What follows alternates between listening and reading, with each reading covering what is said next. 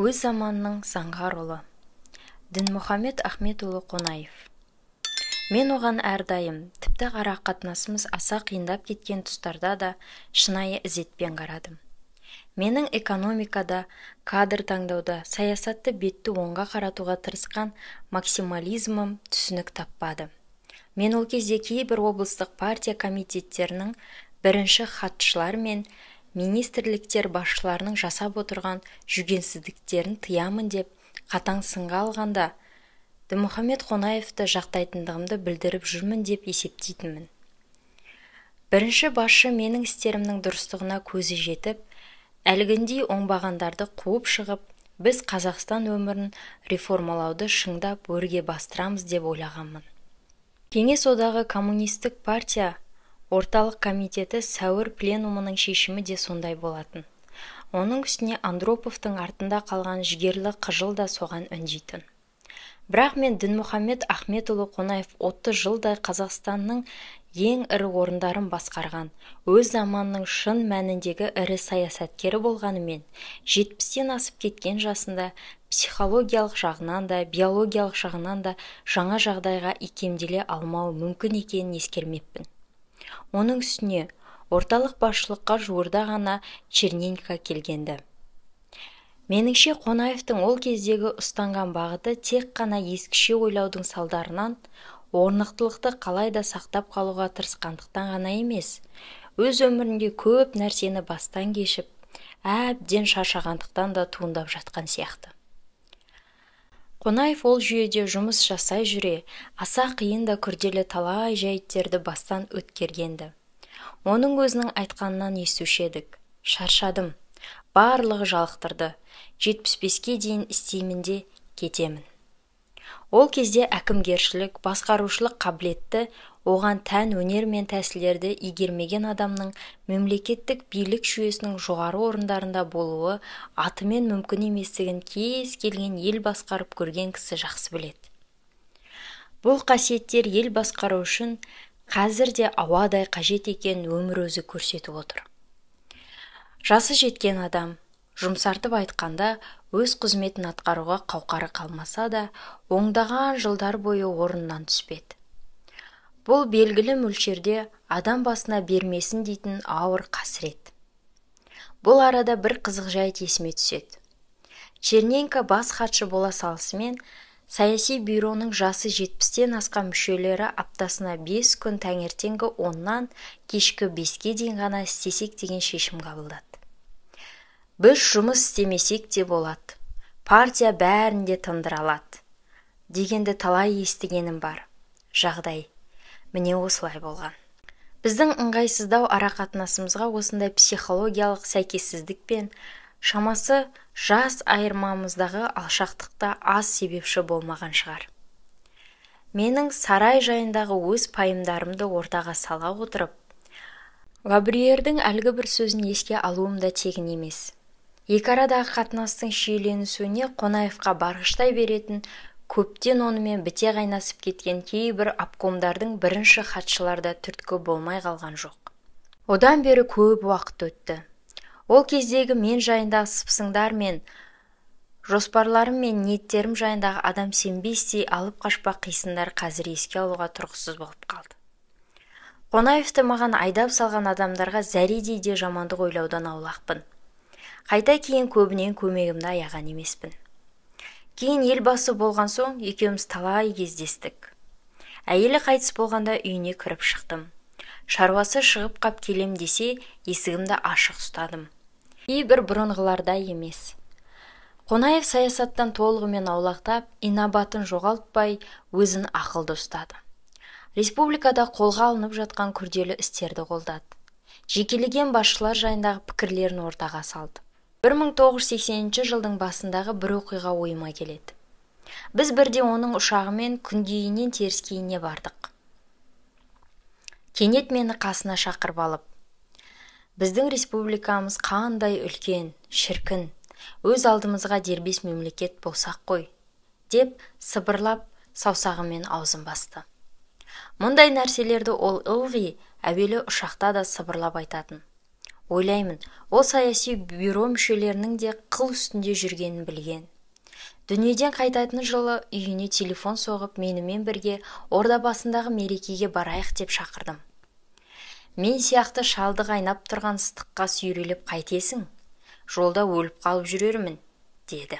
Екеуміз де күліп жібердік. Одан бері қанша суақты. Өлерінен бірер бұрын екеуміз іш ашысып сырластық. Расында да, арақатынасымызда талай күпті нәрсе болды. Оқиғалар мен адамдарға деген бағаларымыз да әр уақытта қабыса берген жоқ. Бірақ ақырғы ұшырасуымыздағы бір сөзі әлі есімнен кетпейді. Сенің айтқандарың да, істегендерің де дұрыс боп шықты, Нұрсұлтан. Мен сен алған бағытты қолдаймын, деп еді. Мен сол кезде осыдан 10 жыл бұрын іске осылай кіріссек қой деп қынжыла ойладым. Қазір Алматыда Қонаев көшесі бар. Президенттің жарлығымен өзі істеген мекемеге, институтқа оның есімі берілді. Қонаев қоры құрылды. Жазған кітабы қайта-қайта басылып шықты. Қала ортасындағы ескерткіші де қаз қалпында тұр. Айтпақшы, басқа республикаларда бұрынғы басшыларының ескерткіштерін жаппай қиратып жатқанда, бізге оны болғызбау маған соншалықты оңайға түсе қоймағанын жұрт біле бермейді. Әңгіменің не туралы болып отырғанын оқырман Қазақстанның 80-ші жылдарының аяғындағы, әсіресе 1986 жыл, 1989 жыл аралығындағы хәлін еске алса, өз-ақ түсінеді ғой деп ойлаймын. Күллі астанамыздың оны ақырғы сапарына қалай аттандырып салғаны әлі есімде. Өзін-өзі сыйлайтын адамға, әсіресе өзін-өзін сыйлайтын саясатшыға қандай қиын болса да, өз өткенін өзі ұмытуға тырысу, өзінен бұрынғыларға бар пәлені аудара салу ұят нәрсе. Бұл өткен заманда аңсау емес, тауқыметі мол болса да өзіңе етене өз тарихыңды қастерлеу. Дінмұхамед Қонаев Қазақстан тарихында ірі тұлға болып қалары даусыз. Ол жайындағы әңгіме өз алдына тақырып. Нұрсұлтан Назарбаев. Қонаев замандағы дәрежеге бүгінде еңбектеп жете алмай келеміз. Мемлекет қайраткері ретінде баға берер болсам, Дінмұхамед Қонаев қазақ тарихында төрден орын алатын тұлға. Неге? Өткенге аз-маз сараптама жасап көрелік. Дінмұхамед Қонаев кеңес заманында ширек ғасыр бойы Қазақстанды басқарған уақытта ел мәдениеті мен экономикасының деңгейі жоғары болды. Оның үстіне Димекең орталық комитеттің бас хатшысы Брежневпен өте жақсы қарым-қатынаста болатын. Бұл республикамызға қаржы тарту мәселесін оңтайлы шешуге үлкен септігін тигізді. Біз жемқорлықтың емес, еңбек пен жауапкершіліктің жарқын үлгісі ретінде одақтас республикалардың алды болдық. Кеңес дәуірінде Қазақстан одақтас республикалардың ішіне ең соңғы орындардың бірін алған деген сөздердің бәрі өтірік. Біз одақты азық-түлікпен қамтамасыз ететін аймақ болдық. Бұған өлшеусіз еңбек сіңірген, кең далада тер төгіп жүрген ауыл шаруашылық мамандары да елеусіз қалмайтын. Жетістіктерге жеткендер лайықты марапатталатын. Астық көлемі жылына 100 миллион адамды нанмен қамтамасыз етуге жететін. Димекеңнің Байкен Әшімовпен бірігіп атқарған шаруаларының арқасында өндіріс салалары да өте қарқынды өсті. Халықтың жағдайы жақсы болғандықтан адам саны да артты. Дүниеге ұрпақ әкелу көрсеткіш жағынан да одақтас республикалардың ішінде алдыңғы орында алатынбыз. Ауру, сырқау, өлім-жітім саны басқалармен салыстырғанда аз болды. Ол кездері азаматтардың өмір сүру жасы орта есеппен алғанда 70-тен асатын. Өкінішке қарай қазір ол жастан төмен түсіп кеттік. Ғылым, мәдениет, әдебиет салаларының өркендегені сол, одақ деңгейінде атақ алған әншілер мен сыйлыққа ие болған жазушылар да көптеп саналатын. Мысалы, бүгінде жазушылар кітаптарына қаламақы ала алмай жүрсе, ол кезде жазушыны былай қойғанда, ғылыммен шұғылданатын бізге де мақалаларымызға қаламақы төленетін. Біз адам басына шаққандағы өнім көрсеткіші жағынан ең бай деген ақш-тың өзін басып озатынбыз. Дүние жүзінің назарындағы ғарыш мәселесінде де бәріне танымал болдық. Мәселен, Гагарин қай жерден ғарышқа ұшты? Байқоңырдан. Байқоңыр қай елде? Қазақстанда. Яғни бізді білмейтін ел болмайтын.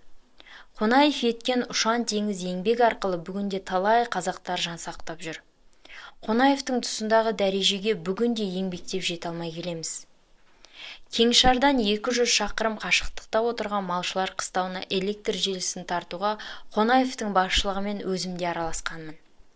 Қазір ауылда айтпағанның өзінде, Алматының өзінде шеткері орналасқан кей жерлерде жарық жоқ. Рас. Қонаев орыс тілді адам болатын.